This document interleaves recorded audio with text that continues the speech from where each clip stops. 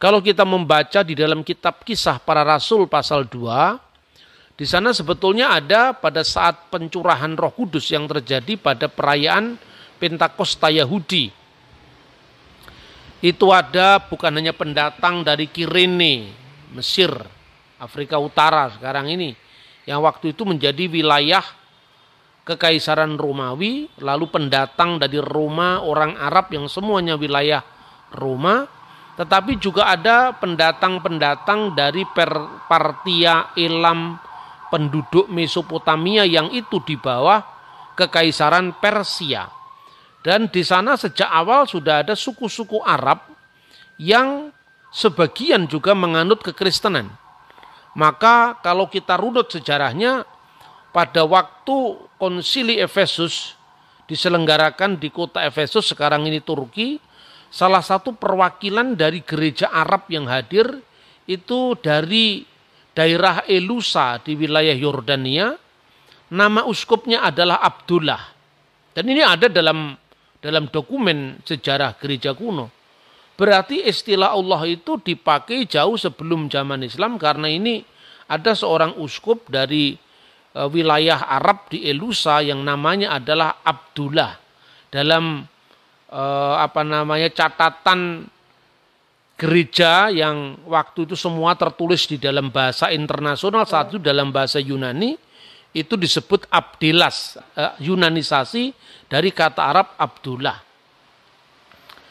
Kemudian kita mengenal juga suku-suku Arab yang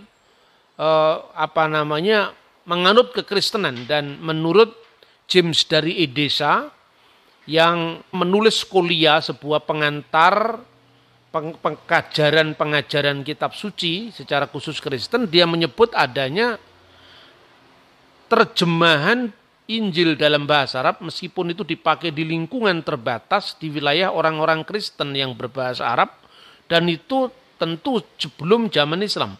Karena Yakub dari Edesa atau James Edesa itu hidup pada abad ke-6, ya, akhir abad ke-5, abad ke-6, dan ketika itu tentu Islam belum lahir.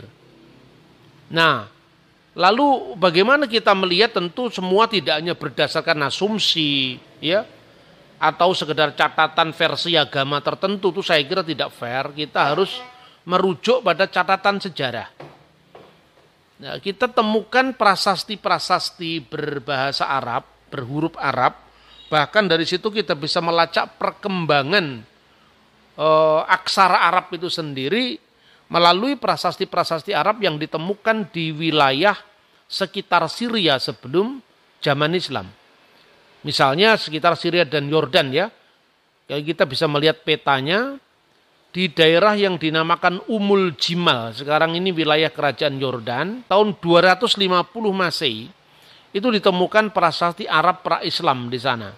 Lalu pada pertengahan abad ke-6 juga ditemukan prasasti Arab pra-Islam, dan itu justru di gereja.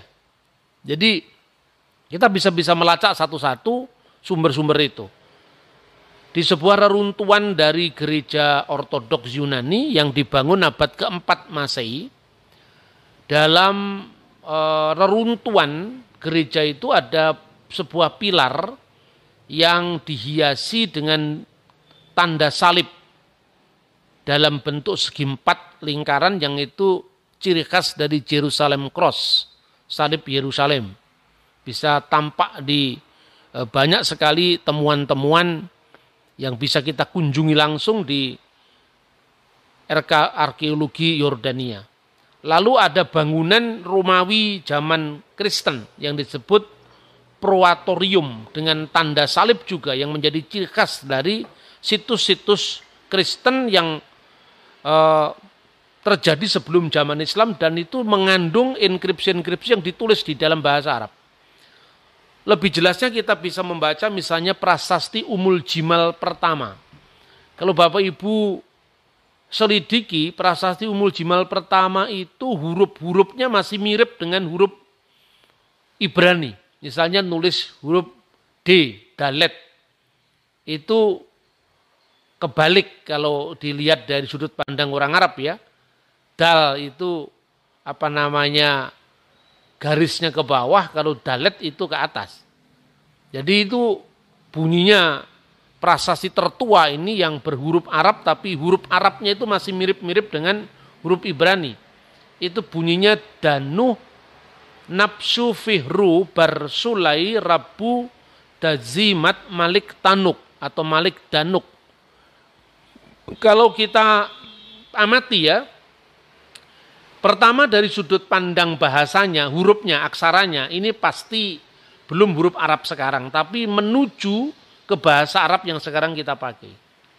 Terbukti dengan penulisan huruf-hurufnya yang masih mirip dengan huruf Ibrani. Lalu dari sudut pandang bahasanya, belum sesuai dengan standar bahasa Arab yang dipakai setelah zaman sekarang. Misalnya, kata danuh itu bahasa Aram, yang artinya inilah. Itu bahasa Arab sekarang hada. Kemudian kata nafsu. Nafsu itu kalau bahasa Arab sekarang maknanya adalah nafas, nyawa. Ya, seperti ungkapan yang terkenal dalam Al-Quran misalnya, kullu nafsin da'iqatul maut. Setiap yang bernyawa, setiap yang bernafas akan menemui kematian. Nah di sini kata nafsu masih berarti kuburan. Dan ini tentu perkembangan dari bahasa Aram ke dalam bahasa Arab. Jadi bahasa Aram itu bahasa yang dipakai oleh Kristus. Maka kalau diterjemahkan dalam bahasa Arab sekarang adalah hada kubur fihru bin Sulai, ya. Sekarang kira-kira seperti itu.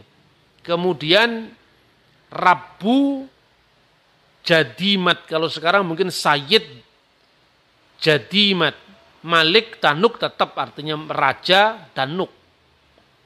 Ini bukti-bukti yang bisa kita lacak dari perkembangan huruf Arab. Jadi kata nafsu masih berarti kuburan, kalau sekarang ya hada al-kubur dan seterusnya. Tapi melalui sumber-sumber ini kita mendapatkan pengetahuan bahwa bahasa Arab itu sudah dipakai di lingkungan Kristen sebelum zaman Islam. Lalu pada pertengahan abad ke-6, medio abad ke-6 kita mengenal prasasti Umul Jimal kedua. Dalam prasasti Umul Jimal kedua ini huruf-hurufnya sudah mirip dengan huruf Arab sekarang. Misalnya menulis huruf alif, ya sudah seperti angka 1 gitu. Padahal kalau di dalam bahasa Ibrani tidak seperti itu, seperti silang. Kemudian dari bahasa Ibrani Aramaik itu berkembang menjadi kod atau huruf Siryak. Nah huruf Siryak itu ada dua tahap ya. Yang pertama huruf Estrangelo atau Estrangela itu masih mirip dengan huruf Ibrani. Teksnya itu, huruf-hurufnya. Kemudian berkembang menjadi serto atau serta, itu sudah merupakan jembatan ke dalam huruf Arab sekarang ini. Nah teks di dalam prasasti Umul Jimal kedua itu menurut penemu enkripsi ini yaitu Enno Lidman dari Jerman tahun 1913 disebutkan bacaannya adalah Allahu ghafara li ulai. Allah mengasihi keluarga Ulai. Jadi ini menunjukkan bahwa perkembangan bahasa Arab memang berasal hurufnya itu dari bahasa Aram. Dan bahasa Aram itu kemudian berdampingan dengan bahasa Ibrani dalam sejarah panjangnya. Ya. Kemudian siapakah Ulaih ini? Ulaih itu adalah anaknya Ubaidah. Jadi bin Ubaidah Katib al-Ubaid al-Lubani Amri tanabah alaihi min yakra'uhu. Semoga dipahami oleh orang yang membacanya. Jadi kalau kita lihat perkembangan dari prasasti Umul Jimal pertama tadi masih digunakan bahasa Ibrani, bahasa Aramaik bar. Bar yang artinya anak. Dari kata bar itu muncul misalnya Bartolomai menjadi Bartolomeus, Barnaba menjadi Barnabas, ya. Itu. Tetapi di dalam prasasti Umul Jimal kedua ini sudah memakai kata yang dekat dengan bahasa Arab sekarang, yaitu bin, yang artinya anak. Jadi Allahu ghafara li Ulay bin Ubaidah katib al-Ubaid al-Bani Amri tanaba alaihi min yakra'uhu. Allah mengasihi Ulay bin Ubaidah, anaknya Ubaidah, sekretaris dari Bani Ubaid, pemimpin Bani Amru, semoga dipahami dari orang yang membacanya. Lalu yang ketiga, kita bisa mempelajari dari prasasti Jabat. Ini tahun 512. Ini tahunnya lebih pasti bisa dilacak, ya. Prasasti Jabat itu ditulis juga sebelum zaman Nabi Muhammad. Karena Nabi umat Islam ini lahir tahun 571. Sementara prasasti Jabat ditulis tahun 512, sorry. Nah, dalam prasasti ini tertulis di dalam tiga bahasa, yaitu Yunani, Aramaik, dan Arab. Anda bisa melihat petanya yang Jabat itu di mana, ya. Kafar Jabat itu adalah kota atau desa Jabat, itu di wilayah Syria sekarang. Lalu tertulis di sana di dalam tiga bahasa. Yang pertama bahasa Yunani, karena bahasa itu menjadi lingua franca atau bahasa internasional saat itu. Kemudian bahasa Aramaik, ya, bahasa yang juga lingua franca di wilayah timur dan selatan dari kota suci Yerusalem. Sementara bahasa Yunani itu adalah bahasa lingua franca wilayah barat dari kota suci Yerusalem. Dan kemudian bahasa Arab sebagai bahasa lokal yang dipakai oleh suku-suku Arab yang sudah merayakan liturgi suci di dalam bahasa Arab. Seperti catatan dari Yakub dari Edesa, James dari Edesa pada abad ke-5 tadi. Bagaimana bunyi prasasti ini kita bisa melihat. Di situ digunakan kata-kata Bismillah, demi nama Al-Ilah. Dan kita tahu nanti perkembangannya kata Al-Ilah itu gabungan antara definite article al atau the dalam bahasa Inggris dan ilah yang artinya sembahan. Jadi bismi, demi nama, Al-Ilah, sang sembahan. Lalu disebutkan nama-nama orang yang berjasa mendirikan gereja di situ. Siapa dia?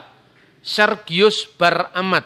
Nama Sergius jelas itu adalah nama Yunani. Bar itu Aramaik.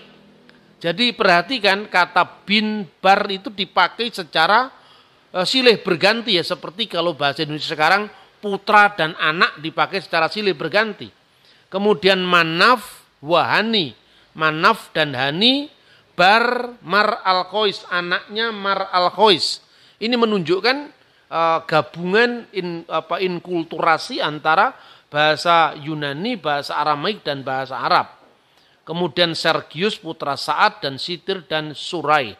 Ini menunjukkan bahwa ada saling silang budaya yang luar biasa antara tiga bahasa yang berlaku pada zaman itu.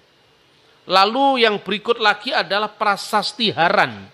Prasasti Haran itu kira-kira muncul atau dibuat 3 tahun sebelum kelahiran Nabi Muhammad. Nah, dalam prasasti ini cuma ditulis dalam 2 bahasa, yaitu bahasa Yunani dan bahasa Arab. Dan ditulis di atas satu martirion, peringatan kemartiran, ya.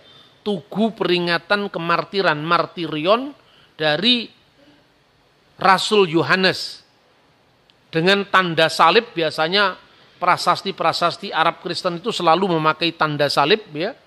Lalu ada tertulis di dalam bahasa Arab dan bahasa Yunani. Lalu ini adalah bentuk penulisan ulang dalam catatan tangan, ya, ditulis Anna, saya, persis dengan bahasa Arab sekarang sudah. Ini kira-kira 3 tahun menjelang kelahiran Nabi Muhammad. Anna Sarahil bin Tolimu, saya Sarahil anaknya Tolimu, bana itu kudirikan atau telah kudirikan al-martul, martirion itu istilah Arabisasi dari bahasa Yunani martirion. Al-martul lalu ada tanda salib di situ, Jerusalem Cross, lalu ditulis Al-Martul Sanah pada tahun 463 Ba'da Mafsad Khaybar. Ya, setelah kehancuran kota Khaybar bi'am pada tahun, lalu tidak ada terusannya di situ. Inilah prasasti-prasasti yang dipakai di dalam bahasa Arab sebelum munculnya agama Islam.